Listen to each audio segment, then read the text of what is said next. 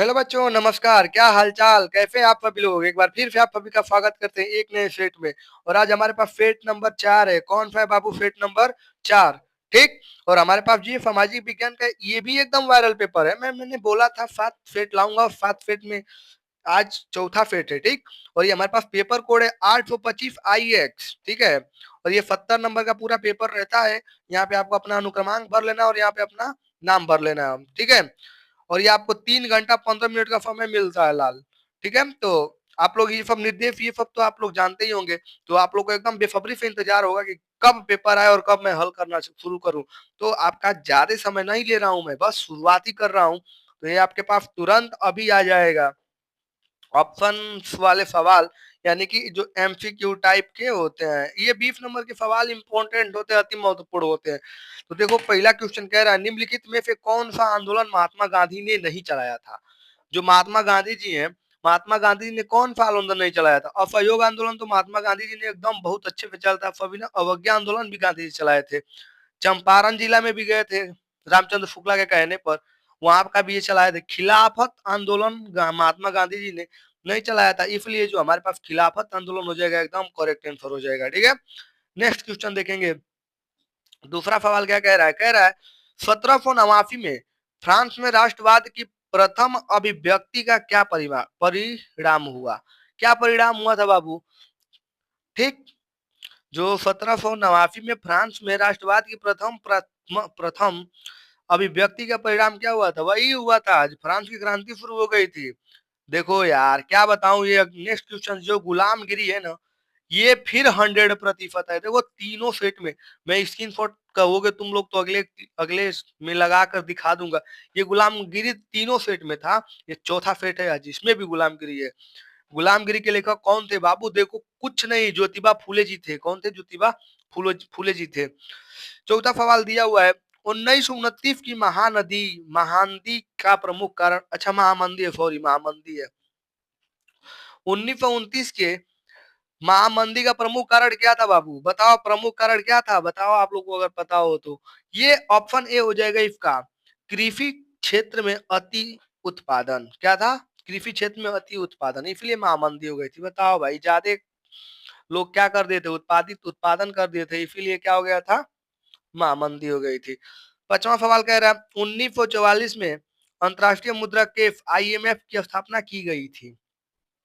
तो किस देश के द्वारा की गई थी? तो इसका ऑप्शन भी हो जाएगा संयुक्त राष्ट्र अमेरिका के द्वारा। छठवां सवाल कह रहा है, छठवां सवाल श्रीलंका में निम्नलिखित कौन सा समूह अल्पसंख्यक संख्यक है? जो श्रीलंका है वहां पे कौन सा समूह जो है अल्पसंख्यक है? तो बता दो मेरे लाल। कौन नहीं जानता है भाई? सिंगली लोग हैं। कौन है सिंगली? भारत में संघीय व्यवस्था क्यों? भारत में संघीय व्यवस्था है क्योंकि यहाँ शक्तियों का विकेंद्रीकरण, यहाँ क्या होता है? शक्तियों का विकेंद्रीकरण होता है। निम्नलिखित में से कौन सा संघीय राज्य नहीं है? देखो यार, फिर एक बार पूछ दिया संघीय राज्य कौन नहीं है। पिछले सवाल में भी पूछा था संघीय राज्य नहीं है, तो इसमें ऑप्शन सी हो जाएगा दिल्ली। दिल्ली राजधानी है ना, कि राज्य थोड़े है, और एक केंद्र शासित प्रदेश है। निम्नलिखित में से किस व्यवस्था के लिए राजनीतिक दल आवश्यक शर्त है? आवश्यक शर्त है। ठीक है। बताओ। राजतंत्र के लिए, लोकतंत्र के लिए, तानाशाही के लिए, मानववाद के लिए। भाई देखो, अपना मस्त चल जाएगा आंसर बी, लोकतंत्र। निम्नलिखित में से किसका संबंध लोकतंत्र से नहीं है? निम्नलिखित में से किसका संबंध लोकतंत्र से नहीं है? तो ये जनमत का, ये तो नहीं हो जाएगा। राजनीतिक दल, ये भी नहीं होगा।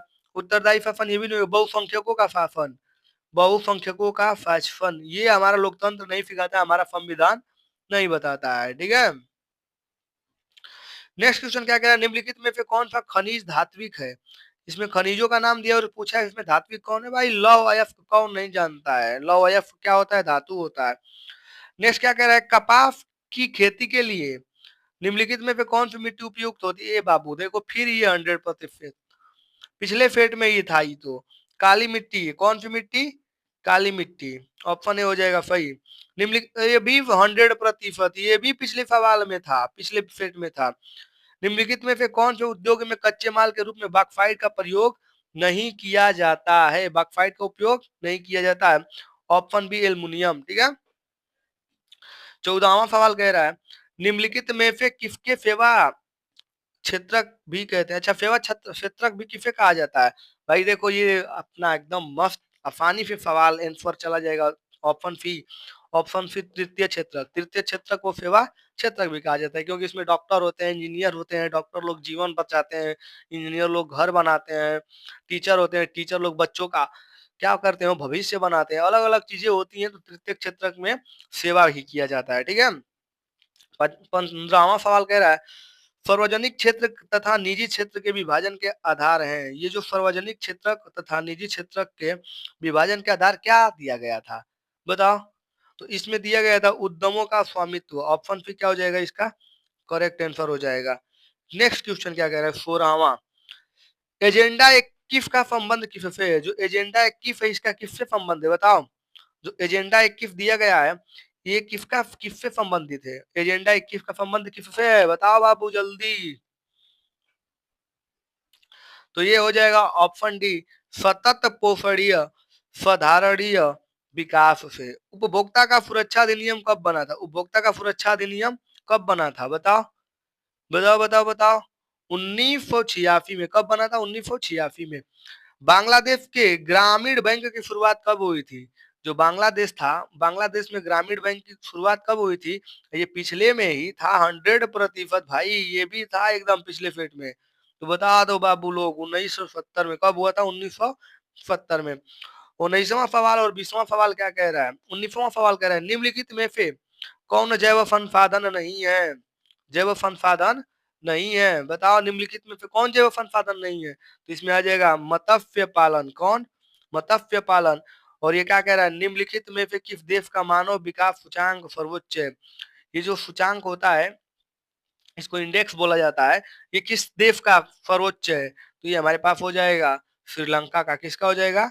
श्रीलंका का। ठीक है। तो अब आगे बढ़ेंगे हम लोग। ये जो ऐसे कि आप लोग को पता है कि ये वाला क्वेश्चन मैं आप लोग को दे देता हूँ करने के लिए। हाँ, तो आप लोग इसको घर पे करिएगा मस्त आसान तरीके से। 21वां क्वेश्चन, 21वां क्वेश्चन दिया हुआ है हमारे पास। ये 22वां क्वेश्चन दिया हुआ है। ठीक है। ये 21वां क्वेश्चन, ये 22वां क्वेश्चन, नीचे 23वां क्वेश्चन दिया हुआ है, ये 24वां दिया हुआ है। उसके बाद 25वां सवाल महात्मा गांधी द्वारा, अभी उसमें दिया था, ये ऑप्शन में भी दिया था, भारत में चुनाव जातियों से निर्भर। नेक्स्ट 26 26 फिर 27 फिर ये अथवा करके दिया, फिर 28 वाला विश्व का व्यापार संगठन WTO के क्रियाकलापों का वर्णन कीजिए। नेक्स्ट क्वेश्चन दिया हुआ है क्या हमारे पास? ओहो, एक मिनट। नेक्स्ट क्वेश्चन, ये इंपॉर्टेंट, सबसे इंपॉर्टेंट क्वेश्चन ये है, ये सब इंपॉर्टेंट क्वेश्चन है। निम्नलिखित स्थानों को भारत के दिए गए रेखा मानचित्र में दर्शाना है। किसमें दर्शाना है? मानचित्र कार्य होता है ये भाई। ये पूरा जितने भी दिया हुआ है इन पांचों को एकदम रट लो। क्या कर लो? रट लो। नहीं रटोगे तो फिर पछताओगे, क्योंकि यही उठ के आ रहे हैं सब। एक ही सवाल बार बार दोहरा रहा है, एक ही सवाल बार बार दोहरा रहा है। इसको भी आपको क्या कर लेना है? रट लेना है। रट लो। ठीक है। तो यहाँ अपना जिनको जिन भी विद्यार्थियों को थोड़ा बहुत कम दिखाई देता है उनके लिए ये सब चीजें होती हैं। ठीक है। तो ये सब चीजें फिर उनको उत्तर देना होता है, तो ये बस था। ठीक। तो यहाँ पे आपका सेट नंबर 4, सेट नंबर 4 क्या होता है? इंड होता है, समाप्त होता है। यहाँ पे आपका फेट नंबर 4 इंड होता है। ठीक। तो अब बारी है फेट नंबर 5 की। किसकी? फेट नंबर 5 की। तो फेट नंबर 5 का इंतजार कीजिए 24 घंटे का। मिलते हैं नेक्स्ट क्लास में, तब तक के लिए बाय बाय। घर पे रहे, स्वस्थ रहे, मस्त रहे, और जितने भी सवाल मैंने छोड़ा है उन सारे सवाल को आप हल करते रहे, याद करते रहे, पढ़ते रहे। ठीक है। मिलते हैं नेक्स्ट क्लास में, तब तक के लिए बाय।